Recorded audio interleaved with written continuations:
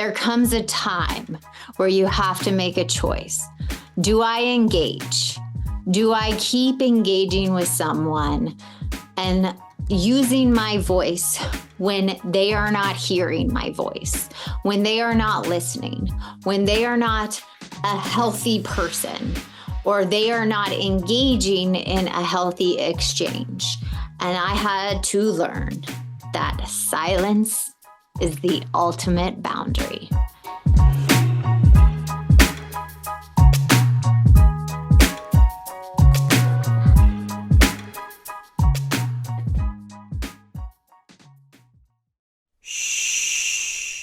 Welcome to the Secret Life Podcast. Tell me your secret. I'll tell you mine.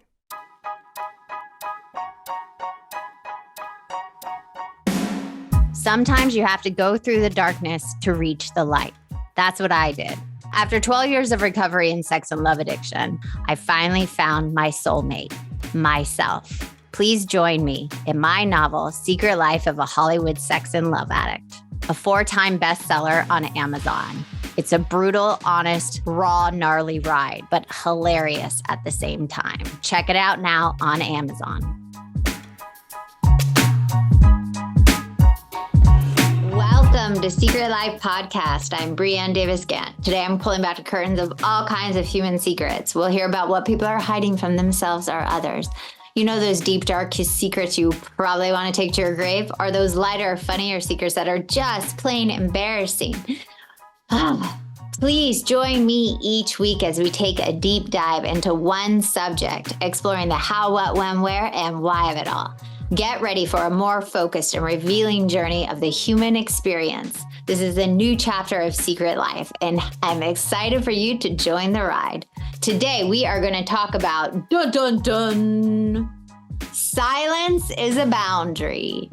Silence is golden. Oh my God, silence is a boundary and it is golden. This was a hard lesson for me to learn. And I want to talk about this today because I always feel like there's a part of me teaching people, working with clients, even myself. We find our voice, right? We really want to find our voice with this work, especially when you come from trauma, when you come from a household that has silenced you, has silenced your feelings, has silenced just your lost sense of self if it was never developed. So when you do this healing work, when you do trauma work, when you do inner child shadow work, internal family parts work, all of that, we find our voice and we get our voice back. And it's like, this is how I feel. This is my boundary. This is, whatever. Fill in the blank. And then there comes a time where you have to make a choice. Do I engage? Do I keep engaging with someone and using my voice when they are not hearing my voice, when they are not listening, when they are not a healthy person, or they are not engaging in a healthy exchange? And I had to learn that silence is the ultimate boundary. Silence is drawing the line and saying no more. No more am I engaging with this.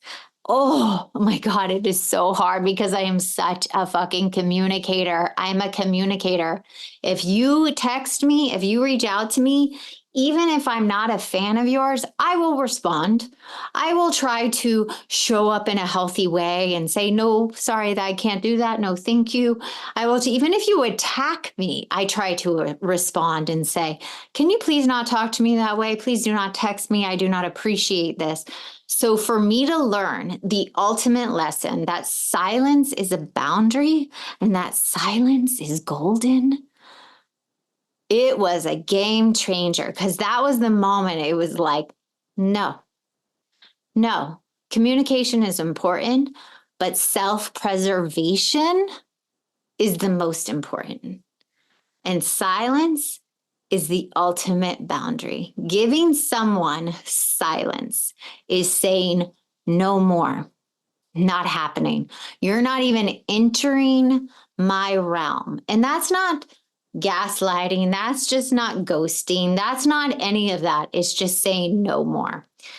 Oh my God. And I've had, let's say, I think the magical moment for me was, well, there's been a bunch, but one that dealing with, we'll just say it's a narcissist, so we'll use that. But when the person kept crossing the boundary and texting, and I just was like, I'm unreachable. I don't respond. We are teaching this other person in their life how to not respond to a terrorist act. When somebody is trying to attack, trying to rob you emotionally, trying to keep at you, trying to get something from you, trying to get an answer, or they don't like the answer you're giving them, that's a terrorist attack, I say, and a terrorist emotional attack. And at that time, I got to show up for our client and show this is how we respond to an emotional terrorist. Silence is golden. Silence is the ultimate boundary. And I mirrored that for her. And in doing that, she was like, wow, that's how you handle that behavior. You don't respond. And don't get me wrong, it was like my skin was crawling. I was like, oh, I just want to respond. I just want to tell the person to fuck you. Fuck you, you selfish person, or fuck you, don't talk to me that way. And it's like, it doesn't matter when a person can't hear you or they don't care or they're in a red zone and they can't see anything else. Even when they apologize after, silence is golden. It is your power source. It is saying no more. I am not engaging. Blocking. That's why I love blocking. Sorry, I'm a fan of blocking. Block all you want. Block the people that trigger you. Block the people that don't respect your boundaries. That's silence. Silence it out. That is your gift to silence. So when I have people dating, I say block. You don't know them? Block them. Who cares? It's like, boop, boundary. Boop, boundary. And so for me, even when my skin would crawl, when I first started doing it, I just was like, oh, I just want to respond. I just want to have my voice. And it's like, no, some people do not deserve your voice. Some people they're not allowed to have the beautiful voice that you have now grown. And that silence is a boundary and silence is golden has been like the last ninja lesson for myself is like not engaging, not anymore. They say silence and smile are two powerful tools. Smile is a way to solve many problems, and silence is the way to avoid many problems. I don't think it's a way to avoid many problems. I think it's a way to avoid many trauma people, toxic people, unavailable people, people that don't take accountability, because I believe silence really calms my soul. And it is the most appropriate way to reply when someone is an emotional terrorist. There was another time I was going to do a silence is a boundary. And I'm still on the edge if I should have chose silence as a boundary in this situation. When you're dealing with a mentally unwell person and they could damage you in a way, that's where the line got a little tricky for me. So I was trying to decide, should I reply or should I not reply? Should I reply or should I not reply?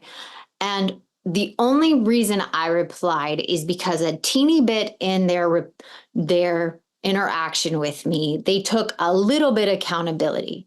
They apologized a little bit. And I'm all for people apologizing. I'm all for people taking accountability. And so I thought, this not replying could trigger this person in a mentally unstable way. That could be dangerous for me. So what can I do as a reply that would honor them, but also protect myself? And after this, I can go silent. So I love apologies and accountability. So I said, thank you for the apology. And that was it. It was a really long text. And all I said was, thank you for the apology. Because I always honor someone apologizing. even if it's not for the full shebang of what they've done wrong. Thank you for the apology. And now silence is golden. Silence is a boundary. I don't need to have you in my life if you do not know how to show up as a healthy person. I don't need to have you in my life if you have caused me drama or pain. I don't need to use my voice and tell you all the ways you've done me wrong or anybody else wrong to make me feel like I have fully used my voice, because there are a lot of people in this world that do not want to change. And you can tell when you talk to them if they listen. And if they cannot hear you, you trying to communicate sometimes is not worth it. You're wasting your breath. So always try to communicate. And if they don't listen, then silence is golden. Silence is the power. Silence has you protecting yourself, and also holding a boundary. Because not everybody in this world wants to change. Because silence is always better than unnecessary drama. Drama doesn't need to be in your life anymore. And that's like the best thing that I have learned is drama sucks your energy from things you could be creating, doing in your life, available people in your life, being present in your life. I realized when I had this one person in my life that she took so many moments from the people that deserved it in my life, even my son. I said, wow, this person really stole moments from my son. And as a mother, that was really hard to look at.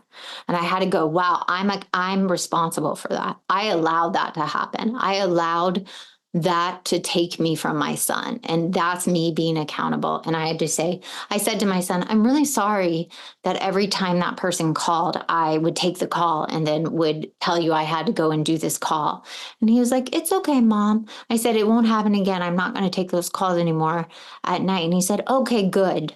And I even said, it's been so nice not having to take those calls at night. And he's like, it has been nice. And I think me just taking that accountability with my son and now being silent with that person and not having that person in my life and not wasting my voice has made my life so much more at peace and drama free. So I'm asking you, is there anybody in your life you're wasting your voice on? Is there anybody in your life that you keep trying to get to listen to you, to hear your thoughts, to hear your side of the story, that you keep having drama with? I'm going to ask you to do this. Silence. Silence is a boundary. If you get that text message, if you get that email and it's combative and you realize this person is not changing, this person is not hearing me, this person is not taking accountability, I don't know if I want to do this anymore. Silence. Don't respond. See what happens. See what happens. See how you feel. See how uncomfortable you are. Sit in that uncomfortability. Go, why am I so uncomfortable? What is this reminding me of? Do I want this person to like me? Am I missing the drama of this person? What is going on? Why am I so attached to this person that I'm having a physical reaction? Or does it give you peace right away? Are you like, oh my God, my life is so much better? But give it a couple of days. I bet after a good 48 hours of not responding, and the silence is a boundary and silence is golden, your nervous system will calm down. Oh my God. And it will feel lighter and you will feel more free. And it's like, and you'll feel yourself having more time on your hands and everything just seems lighter. So try it. Silence is a motherfucking boundary. Practice it. One person in your life. Don't respond. Don't say anything. Don't unnecessarily use your voice because they can't hear you anyways. It's freeing. Thank you for listening to Secret Life Podcast. I'd love to know your thoughts on this subject or any subject you want to talk about. Let me know. Send it to secretlifepodcast@icloud.com. Until next time.